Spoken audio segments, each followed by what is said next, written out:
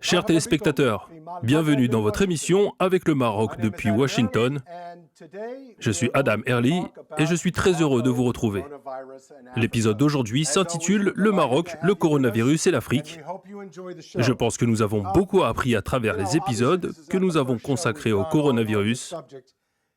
Mais la plus grande leçon que nous avons apprise est qu'il n'y a aucun pays épargné par cette maladie qui ne reconnaît pas les frontières politiques.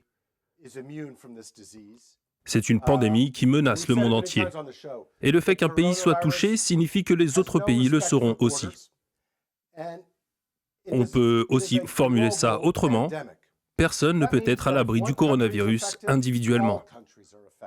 La solution est que tout le monde soit protégé contre ce virus. Les dernières nouvelles venant d'Asie, d'Europe et des États-Unis sont bonnes, puisque la situation épidémiologique s'améliore.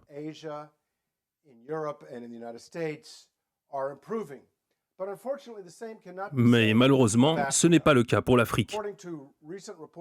Selon le dernier rapport de l'OMS et des centres de contrôle des maladies, le total des cas positifs en Afrique avoisine les 250 000.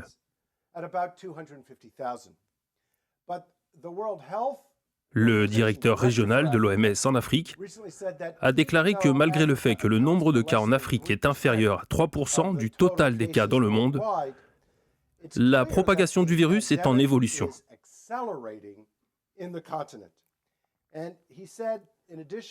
Il a ajouté que le manque d'appareils de dépistage et d'analyse en Afrique constitue un grand défi. On prévoit une augmentation du nombre de cas dans le continent. Une autre étude parle de 250 millions de cas en 2020, soit un cas sur 4 en Afrique.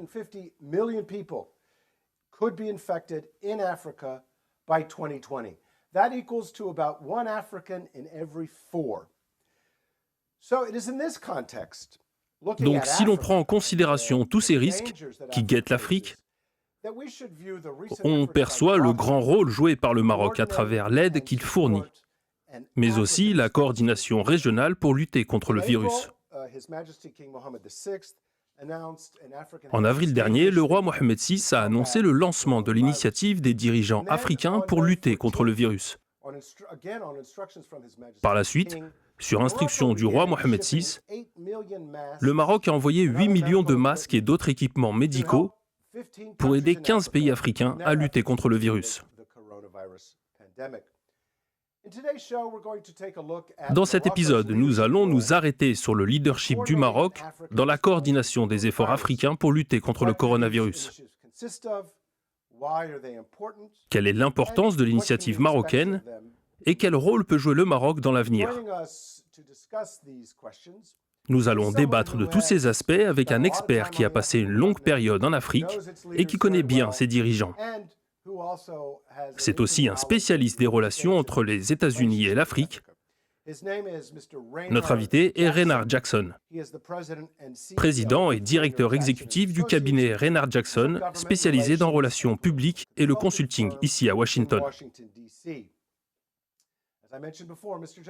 Reynard Jackson a travaillé avec plusieurs chefs d'État africains pour améliorer les relations de leur pays avec l'administration américaine, mais aussi pour créer des liens avec la communauté des affaires aux États-Unis. M. Jackson est aussi un nom connu à travers ses contributions régulières dans la presse.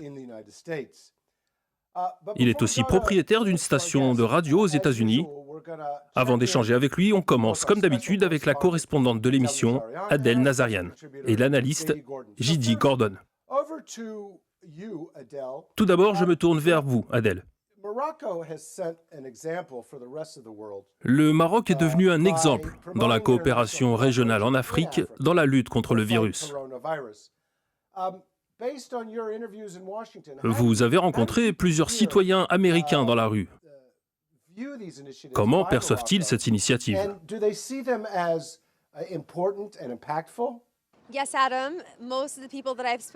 Oui, Adam, la plupart des citoyens avec qui j'ai échangé ici à Washington considèrent que l'envoi d'aide marocaine sous forme d'équipements médicaux de protection à 15 pays d'Afrique subsaharienne est une initiative internationale appréciable et importante et qui contribue à la lutte contre le coronavirus.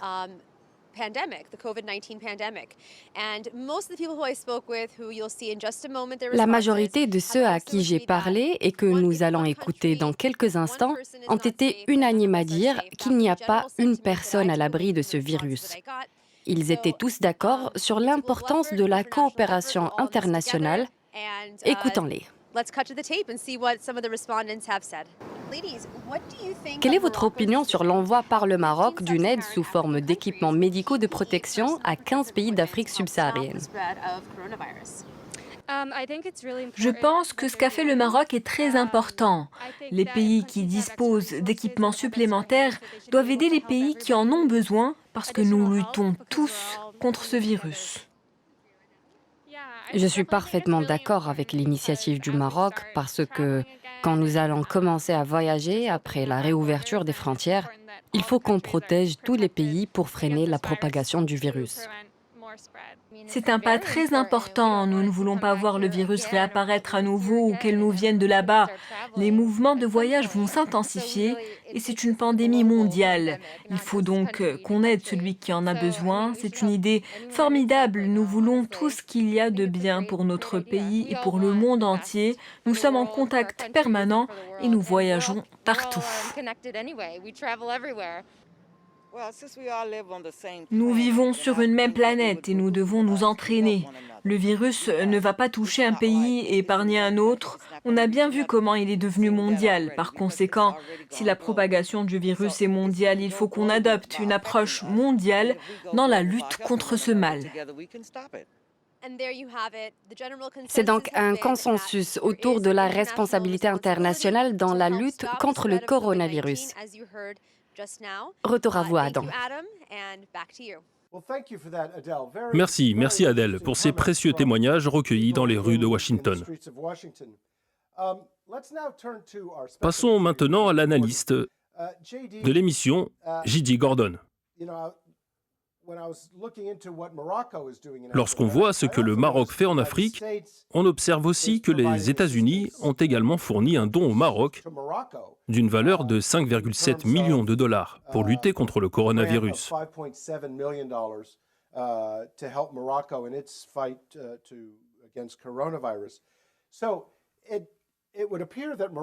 Cela veut dire que les deux pays, le Maroc et les États-Unis, reconnaissent l'importance des aides internationales dans la lutte contre cette pandémie.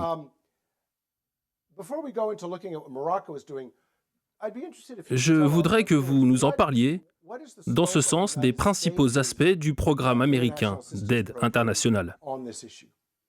Adam, the United States has been the global leader in the coronavirus response. Les États-Unis ont pris le leadership mondial avec la propagation du coronavirus en déboursant $1 milliard au profit de 120 pays à travers le monde. J'ai devant moi une liste avec les différents pays de l'Angola jusqu'au Zimbabwe et avec le montant de l'aide fournie par les États-Unis aux pays africains en particulier. Le Burkina Faso a par exemple bénéficié de 14,3 millions de dollars d'aide humanitaire, médicale, de télécommunications, de dessalement de l'eau, d'équipements de centres médicaux et de soutien sanitaire. Si on s'arrête sur ce que nous avons fait au profit des autres pays africains, on remarquera que c'est similaire. Le Cameroun a bénéficié de près de 16 millions de dollars, la RDC 26 millions, l'Éthiopie plus de 42 millions, le Kenya plus de 14 millions, le Nigeria plus de 41 millions. C'est dire qu'en tant que grande puissance, les États-Unis font beaucoup pour l'Afrique. Et comme je l'ai dit, 120 pays à travers le monde bénéficient de l'aide américaine et les États-Unis apprécient le rôle du Maroc également. Oui, c'est très intéressant. Merci, J.D. Et je pense que c'est ce qu'on attend des États-Unis. Je me tourne à présent vers notre invité, Raynard Jackson. À travers votre expérience en Afrique et avec ses dirigeants, que disent les politiques africaines sur la lutte contre le virus? Et est-ce que vous avez vu le combat contre cette maladie être pris au sérieux? Tout d'abord, merci pour l'invitation. Je pense que sur ce dossier, les dirigeants africains prennent les choses très au sérieux parce que l'Afrique subsaharienne a souffert avec Ebola, alors que cette épidémie était limitée dans certains pays, contrairement au coronavirus, qui, lui, se propage dans toute la planète et impacte les économies africaines.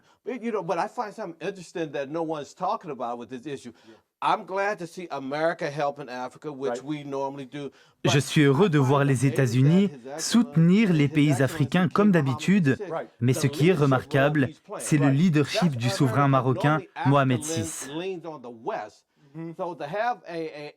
Les pays africains se sont habitués à recevoir de l'aide des pays occidentaux.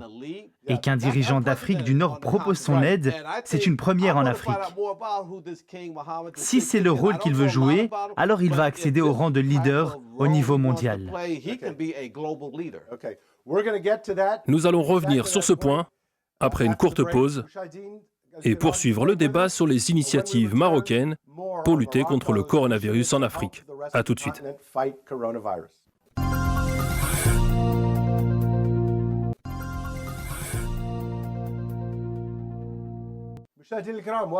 Bienvenue dans la deuxième partie de votre émission avec le Maroc depuis Washington. Dans cet épisode, nous discutons du rôle de leader du Maroc au niveau africain dans la lutte contre le coronavirus. Reynard, au mois d'avril, le roi Mohamed VI a eu des entretiens téléphoniques avec plusieurs dirigeants africains. C'est une initiative qui pose le cadre pour travailler ensemble et coordonner les efforts dans la lutte contre le coronavirus.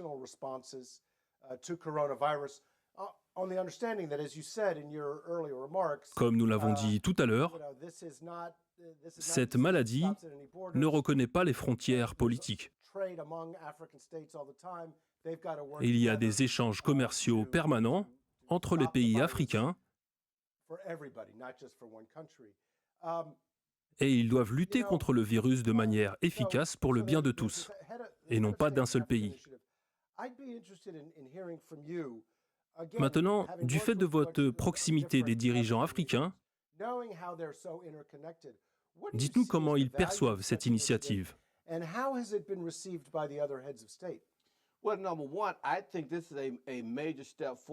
Tout d'abord, cette initiative casse les préjugés sur l'Afrique. L'image de l'Afrique qui se tourne vers l'Occident pour régler ses problèmes n'est plus du tout d'actualité parce que le roi du Maroc a justement dit « Réglons nos problèmes régionalement sans l'aide de l'Occident ».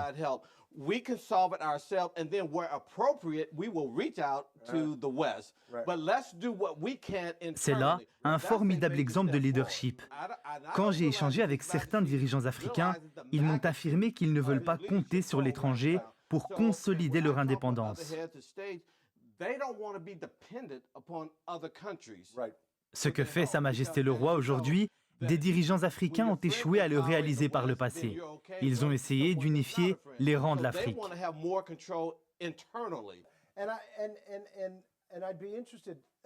Vous avez évoqué un point très intéressant. L'Afrique ne veut pas compter sur l'Occident, sauf si c'est dans le cadre de bonnes relations. C'est une position appréciable.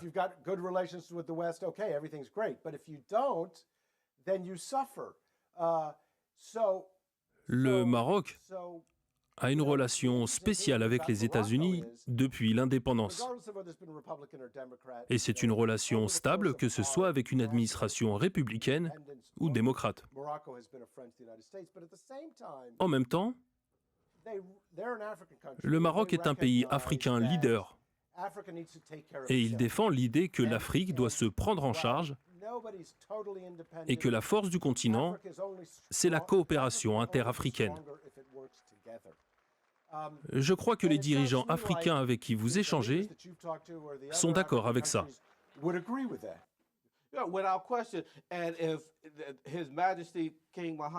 Ce que je souhaite proposer au roi Mohamed VI, s'il désire m'écouter, quand il viendra aux États-Unis pour l'ouverture de l'Assemblée générale de l'ONU en septembre, je propose qu'il visite Washington et qu'il expose sa vision de la coopération interafricaine et de l'intérêt d'unifier les rangs de l'Afrique.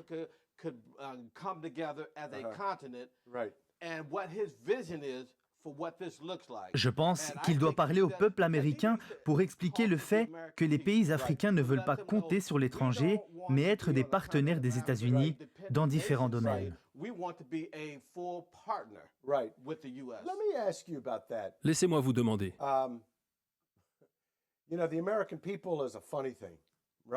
Il y a une chose surprenante concernant le peuple américain, ou plutôt les peuples américains, parce que nous avons un grand nombre de peuples différents à l'intérieur des États-Unis. Quand le roi du Maroc expose sa vision sur l'Afrique aux Américains, je me pose la question, comment les Américains perçoivent l'Afrique ?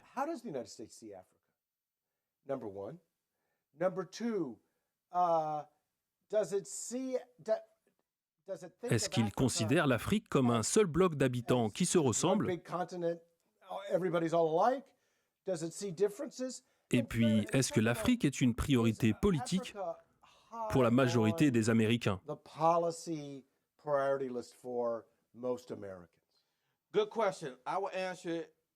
Des questions formidables auxquelles je répondrai par ce qui suit. Il y a 2 points à déterminer dans les relations entre les États-Unis et l'Afrique en tant que continent et non pas en tant que groupe de pays. Que représente l'Afrique comme continent ? Parce que l'image que gardent les Américains de l'Afrique, c'est celle du film Tarzan. Cela peut faire rire, mais c'est le cliché qu'on garde. Un homme qui vit dans la jungle. Quand vous dites « Américains », vous ne parlez pas des Américains d'origine africaine. Tous les Américains. C'est peut-être la plus grosse erreur commise envers l'Afrique quand on l'a présentée au monde de cette façon. Après avoir clarifié aux Américains ce qu'est le continent africain et quelles sont les opportunités qu'elle offre, nous passons au second point. Que veut-on des Américains ? Qu'ils partent en Afrique pour faire du tourisme, des affaires et boucler des partenariats économiques ?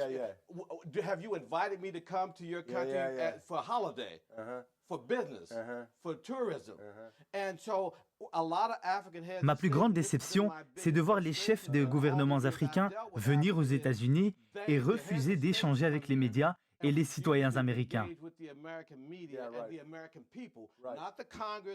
Je ne parle pas de la Maison-Blanche ou du Congrès, mais plutôt du peuple américain. Allez dans les universités et exposez la vision de leur pays et du continent africain.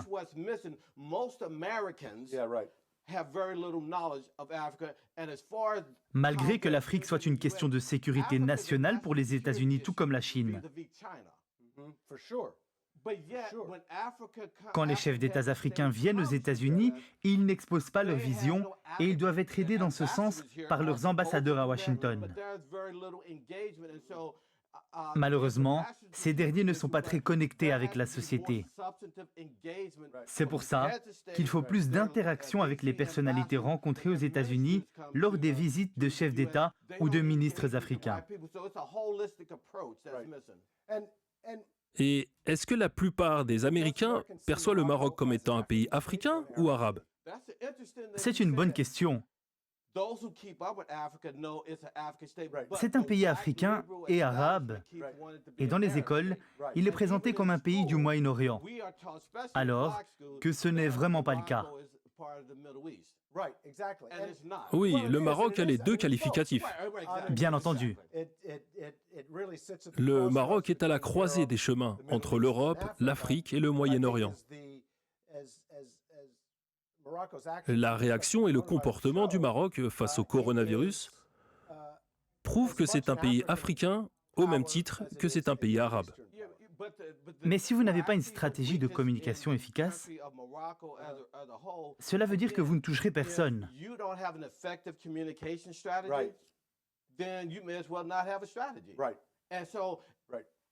Comme je l'ai dit en préparant cette émission, Sa Majesté est un leader dans la région.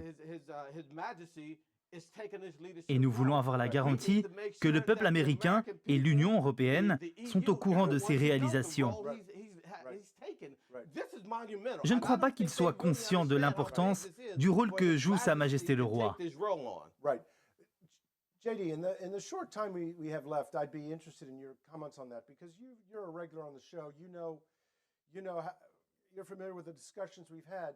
JD, j'aimerais que vous nous clarifiez, à nous et aux téléspectateurs, l'importance de la coopération interafricaine pour les États-Unis. How important, in your view, is African cooperation among Africans for Africa? How important is that to the United States, number one? Number two, how well do you think Et est-ce que les Américains savent ce que font les Africains pour leur continent? Adam, that's an excellent question, and I think you made some great points, and Raynard did as well. Vous avez tous les deux évoqué des points importants. Je pense que les Américains perçoivent le Maroc comme étant un pays africain par excellence, surtout quand ils suivent les compétitions sportives comme les éliminatoires de la Coupe du Monde. Il est vrai que bon nombre d'Américains croient que le Maroc est un pays arabe ou moyen-oriental seulement, alors qu'en réalité c'est un pays africain par excellence, comme les autres pays africains, le Nigeria, le Cameroun et l'Afrique du Sud. Je crois que les Américains sont conscients de cela. Il est appréciable de voir des tentatives d'union et de coopération sous la direction de Sa Majesté le Roi Mohammed VI avec le soutien qu'il apporte. Et c'est à mon avis la bonne démarche. Raynard, ma dernière question est pour vous. Vous avez dit que les Africains peuvent mieux exposer leur vision aux Américains. Mais les États-Unis sont un pays très grand, avec un décalage horaire de 5 heures entre l'Est et l'Ouest du pays, et près de 300 millions d'habitants, en plus de centaines de chaînes de médias. En pratique, comment faire pour parler aux Américains?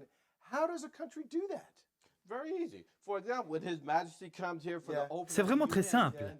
Dès que Sa Majesté le Roi termine son discours devant l'Assemblée générale de l'ONU à New York, il se dirige vers Washington pour prononcer un important discours au Centre national de la presse avec une médiatisation internationale.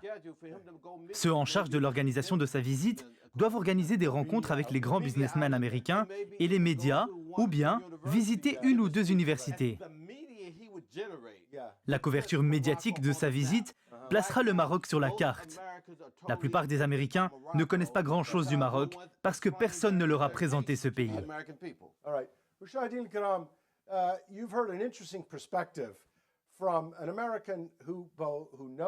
Chers téléspectateurs, vous avez entendu le point de vue d'un expert américain, passionné par l'Afrique, qu'il connaît parfaitement bien.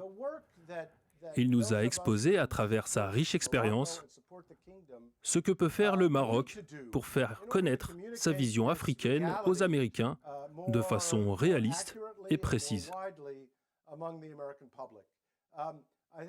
Je pense que les Africains apprécient à sa juste valeur le rôle du Maroc, surtout après sa dernière initiative pour aider ses pays frères africains dans la lutte contre le coronavirus.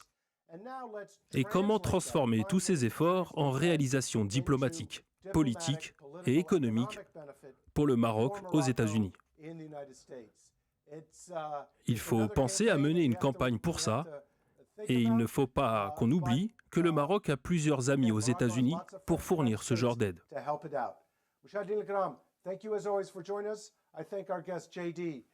Merci à JD, Raynard Jackson et Adel Nazarian. Merci à vous tous, chers téléspectateurs.